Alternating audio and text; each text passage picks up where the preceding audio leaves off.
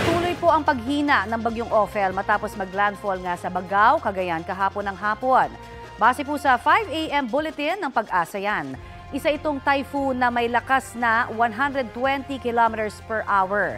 Signal number 3 sa western portion ng Babuyan Islands, northwesternmost portion ng mainland Cagayan at northernmost portion ng Ilocos Norte.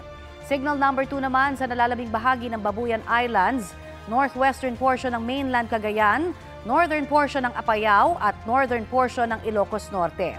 Nasa signal number 1 po ang Batanes, nalalabing bahagi ng Cagayan, northern portion ng Isabela, nalalabing bahagi ng Apayao, buong Kalinga, northern at central portions ng Abra, nalalabing bahagi ng Ilocos Norte at northern portion ng Ilocos Sur.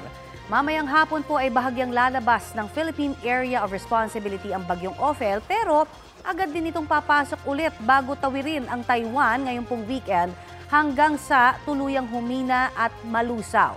Tutukan po dito sa Balitang Hali ang 11 a.m. bulletin ukol sa bagyong Ophel.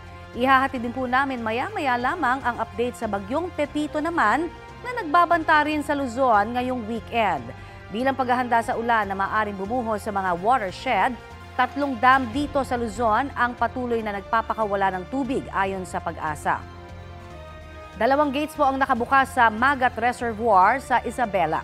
Tig-isang gate naman ang nagpapalabas ng tubig sa Ambuklao at Binga Reservoir sa Benguet.